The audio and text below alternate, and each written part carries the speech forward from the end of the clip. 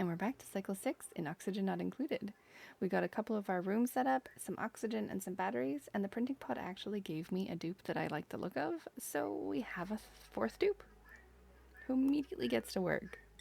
We're going to start working on our ranch because we have a bunch of these hatches running around and we want to confine them so that we can tame them, feed them, and get their coal production up. So to make a ranch, we're just going to need a few things: a critter drop-off, a critter feeder, a storage, and a grooming station. Most critters require a certain amount of tiles for them to feel comfortable so that they don't get cramped and glum and overcrowded and lower their reproduction rate, because we want them to make as many eggs as possible. So what we do is we limit them to a very small section of the ranch, so it's very easy to gather them up, but we make them think that they have access to the whole ranch. And the general rule of thumb is that with most creatures, they want 12 tiles of space. So in a 96 tile ranch, we can have 8 creatures running around without feeling cramped or glum. So what we do is I accidentally made 2 doors on top of each other, but we're going to get rid of one of those. Hatches can jump too high, so putting a door there, they can just jump over and bypass it and wander around the rest of the ranch, and we don't want that. So we put a door plus 1 block, and that keeps the ranch open so they think they can go through the whole ranch, but they actually can't. And it keeps them happy. Hatches also eat anything. So what I'm going to do is I'm going to feed them some sandstone because we have a lot of sandstone in this base, but you can use whichever one you feel like you can. Most rooms are either 64 or 96 tiles, so we're going to make this room another 64 tiled room, and we're going to section off that bottom area.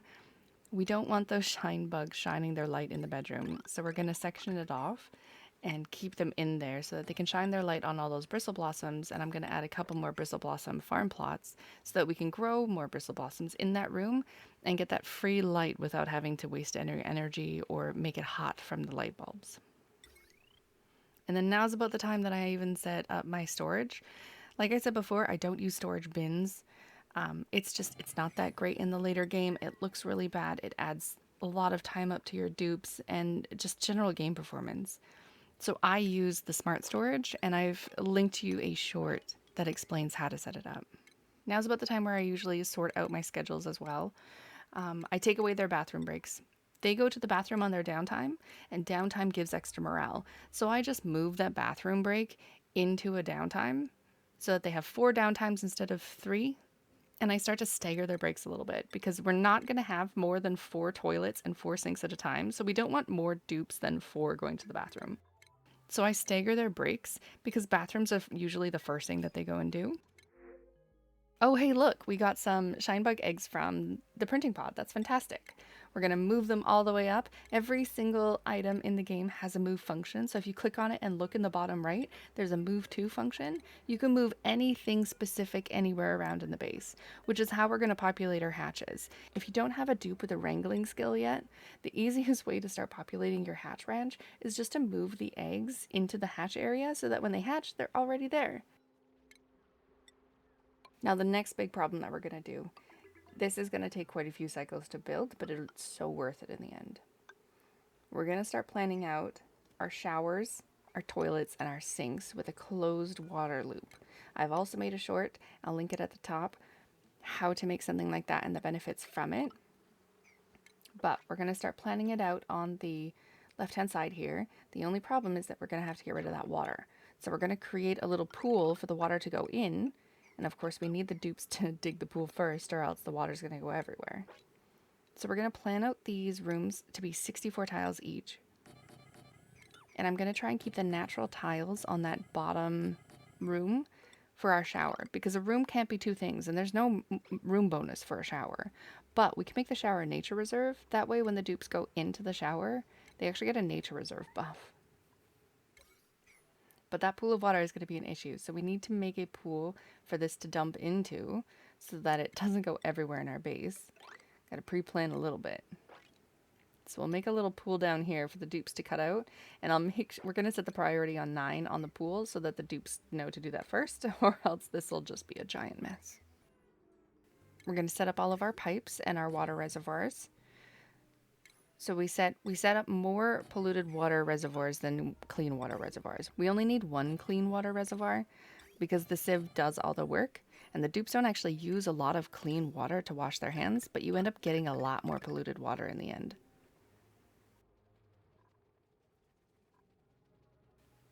Oh, look at that clean break. I think that's the cleanest break I've ever done. Now we can start planning out our shower.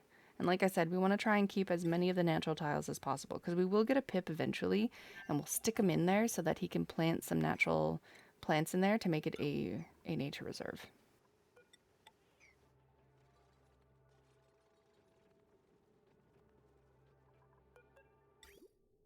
Every washroom is going to have 4 flush toilets and 4 plumbed sinks. And we just gotta hook up all the pipes. White is in, green is out. I always have to remind myself of that. Nope, white is in.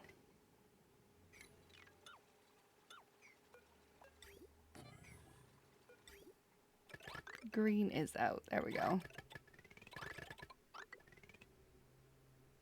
There we go. So all the green stuff will go into the water reservoirs, then it will get sieved into nice water, and then the nice water will go back into the showers and the toilets. You don't have to worry about pipes, you don't have to worry about electricity, you just need to fill it up with a little bit of water, and then it will start running on its own. Everything's set up, so now we can actually get rid of all of these old toilets and sinks. And you can see down in the ranch, we actually have a little purple egg in there. Some of our hatches have been planting eggs, and we've picked them up and started populating our ranch. We're gonna move that electric grill from that one side to the other. I don't know. I just wanna keep everything nice and contained instead of spread it out a little bit.